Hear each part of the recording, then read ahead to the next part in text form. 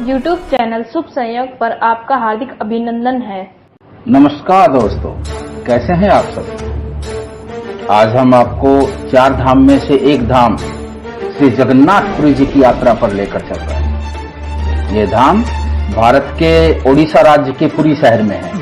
ये धाम श्री कृष्ण जी को समर्पित है। जगन्नाथ का अर्थ होता है जगत के स्वामी।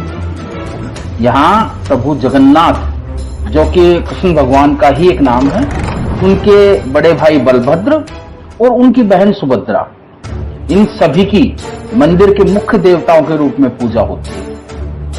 जगन्नाथ जी के इस मंदिर के बहुत बड़े बड़े रहस्य हैं, जो आज तक कोई भी वैज्ञानिक नहीं सुलझा पाया है।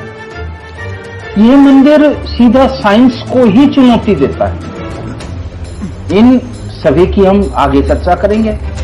यहाँ की हर वर्ष निकलने वाली यात्रा, जिसे जगन्नाथ यात्रा बोलते हैं, बहुत ही भव्य और विश्व प्रसिद्ध है। इसमें लाखों लोग हिस्सा लेते हैं। यहाँ बनने वाला महाप्रसाद एक भव्य महारसोई में बनाया जाता है। यह महाप्रसाद भी अपने आप में कई चमत्कार समेटे हुए हैं।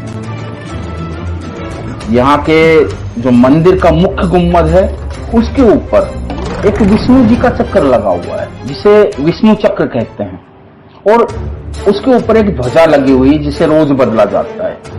ये सभी एक बहुत बड़े बड़े रहस्य हैं, जिनको आज तक कोई सुलझा ही नहीं पाया है। वो सभी हम आगे एक एक करके आपको बताते जाएंगे। दोस्तों, सबसे पहले तो जानते हैं जगन्नाथ जी के इस मंदिर के इतिहास के बारे में। ये कब बना था, कैसे बना था। इस मंदिर का निर्माण कलिंग के राजा अनंत वर्मन चोड़गंगदेव ने सन 1078 में शुरू करवाया था। फिर सन 1197 में जाकर ओडिशा शासक अनंग भीम देव थे, उनके शासनकाल में जो मंदिर का ये वर्तमान स्वरूप है आप देखते हैं, ये जाकर पूरा हुआ था।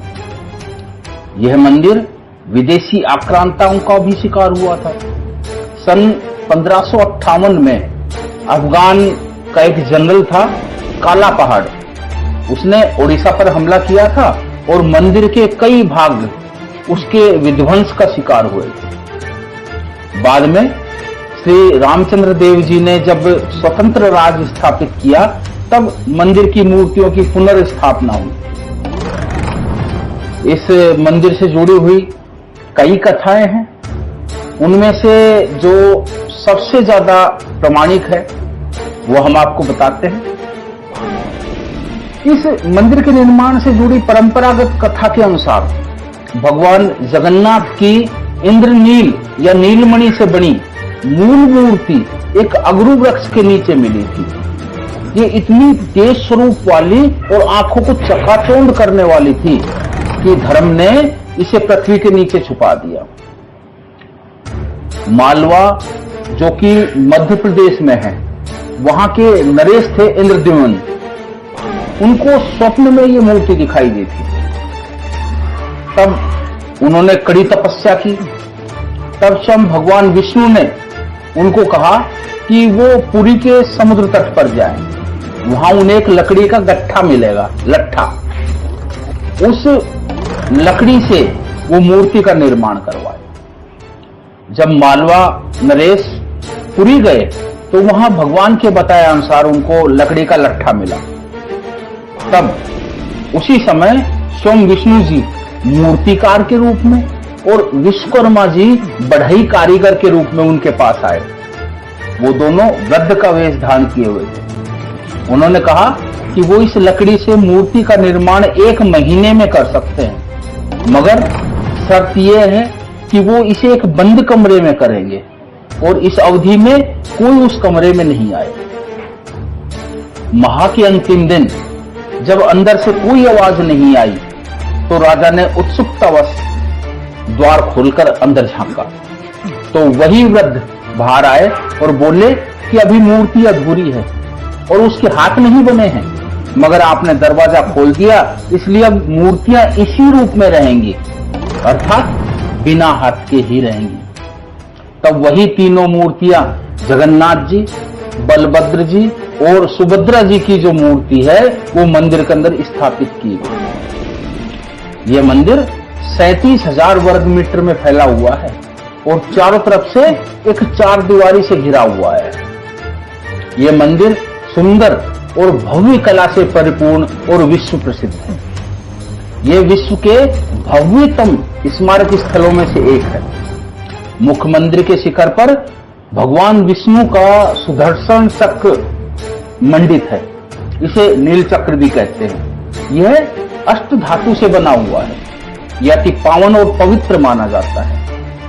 मुख्य भाग 65 मीटर ऊंचे पत्थर के चबूतरे पर बना है। इसके अंदर आंतरिक गर्भगृह में तीनों मूर्तियां स्थापित हैं। मुख्य द्वार के सामने एक 16 किनारों वाला भव्यतम स्तंभ बना हुआ है, बहुत भव्य है। और जो द्वार है उस पर दो सिंह बने हुए हैं, इस द्वार को सिंह द्वार बोला जाता है। सिंह द्वार ही मुख्य प्रवेश द्वार है। यहाँ की यात्रा चार धाम की यात्रा के दौरान सबसे अंत में की जाती है। इस पावन धाम को धरती का बैकुंठ भी कहा जाता है। चमत्कारों से भरा जगन्नाथ का मंदिर अपने भीतर न जाने कितने रहस्यों को समेटे हुए हैं। भगवान जगन्नाथ जी, भाई बलभद्र जी और बहन सुभद्रा जी, इनकी मूर्तियों को हर 12 साल में बदले जाने का विधान है और इन्हें बड़े विधि विधान से तैयार किया जाता है।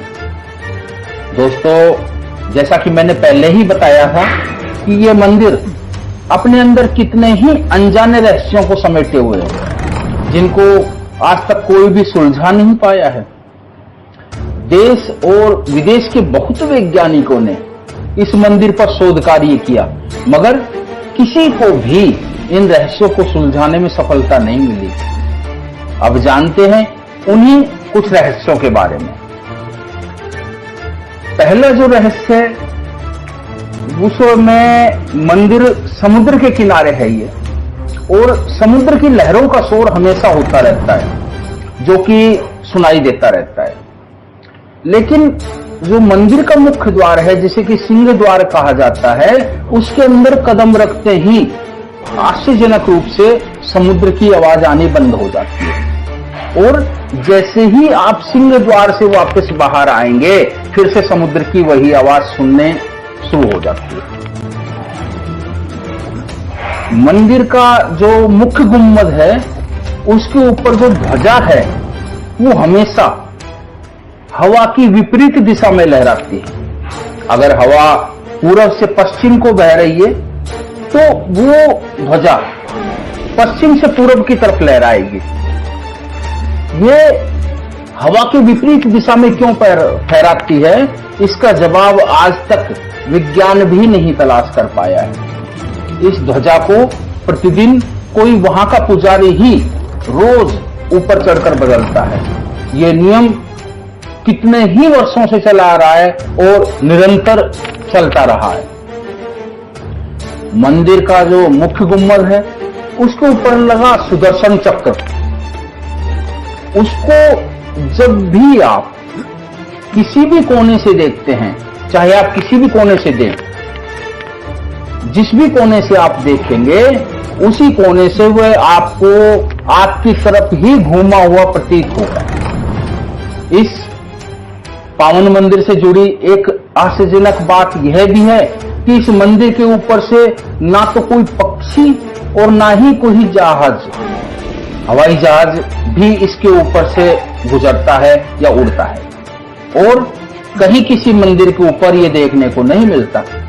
सिर्फ पुरी के इस जगन्नाथ जी के मंदिर के ऊपर ही यह चीज देखने को मिलती है।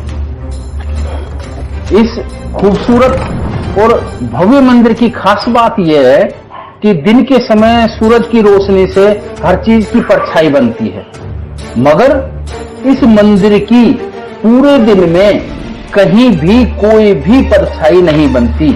यह भी प्रभु का एक चमत्कार ही है।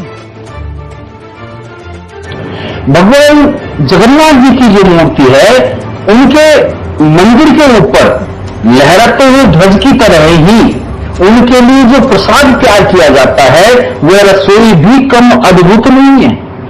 इस पवित्र रसोई में भगवान का सारा प्रसाद मिट्टी के बर्तन में तैयार किया जाता है, कोई धातु का बर्तन इस्तेमाल नहीं किया जाता। वो जो मिट्टी के बर्तन हैं, उसमें ये प्रसाद को पकाने के लिए 7 बर्तन एक दूसरे के ऊपर रखे जाते हैं। साइंस की थ्योरी के हिसाब से सबसे पहले प्रसाद सबसे नीचे वाले बर्तन में, जिसके नीचे की आग जला रखी है, उसमें पकना चाहिए। मगर आश्चर्य की बात यह है कि इसमें सबसे पहले सबसे ऊपर वाले मटके का प्रसाद पकता है और नीचे वाले मटके का सबसे आखिरी में पकता है। तैयार किए जाने वाले भोग के लिए जिस बर्तन का प्रयोग होता है, उसे कभी भी दोबारा इस्तेमाल नहीं किया जाता। खास बात यह भी है कि भगवान का प्रसाद यहां पर आने वाले हजारों हजार भक्तों के लिए न तो कम ही पड़ता है और न ही बाद में बचता है। यह रसोई भारत की सबसे बड़ी रसोई के रूप में जानी जाती है। इस विशाल रसोई में भगवान को चढ़ाने वाले महाप्रसाद को तैयार करने के लिए 500 रसोइये तथा उनके 300 सहयोगी काम करते हैं। अब आप इससे ही अनुमान लगा सकते हैं कि ये महारसोई कितनी महाविशाल है। आइए अब जानते हैं भगवान जगन्नाथ जी की रथ यात्रा के बारे में। इस मंदिर में यूं तो बहुत वार्षिक त्योहार मनाए जाते हैं, मगर जो विश्व प्रसिद्ध त्योहार है वो है भगवान की रथ यात्रा। यह आषाढ़ शुक्ल पक्ष की द्वितीय तिथि को आयोजित होती है, क्योंकि लगभग जून या जुलाई के महीने में पड़ती है। इस उत्सव में तीनों मूर्तियां अति भव्य और विशाल रथों में सुसज्जित होकर यात्रा पर निकालते हैं। यह यात्रा 5 किलोमीटर लंबी होती है। लाखों लोग इसमें भाग लेते हैं और भगवान के रथ को बनाने में कभी भी हरे वृक्षों की लकड़ी का उपयोग नहीं किया जाता, वरना जो वृक्ष सूख जाते हैं उनकी लकड़ी से ही रथ का निर्माण किया जाता है। ये रथ इतने विशाल होते हैं कि एक रथ पूरा एक महल की तरह लगता है और इसे हजारों भक्त मिलकर रस्सों से खींचते हैं। दोस्तों, इस मंदिर की महिमा कहने में तो घंटों घंटों के वीडियो बन जाएंगे, इसलिए बस यही कहते हुए मैं वीडियो को समाप्त करता हूं कि शांताकारं भुजंग शयनं पद्मनाभं सुरेशं विश्वाधारं गगन सदृशं मेघवर्णं शुभांगं लक्ष्मीकांतं कमलनयनं योगी ध्यान गम्यं वंदे विष्णु भवहरं सर्वलोकैकनाथं। हे प्रभु, आपकी माया कोई जान नहीं पाया। दोस्तों, बताएं कैसा लगा हमारा आज का वीडियो। अगर आपको हमारा वीडियो पसंद आया हो तो कृपया लाइक जरूर करें और कमेंट करके हमें बताएं आगे आप क्या देखना चाहते हैं। यह भी आप कमेंट में बता दें। मिलते हैं नए वीडियो के साथ। धन्यवाद।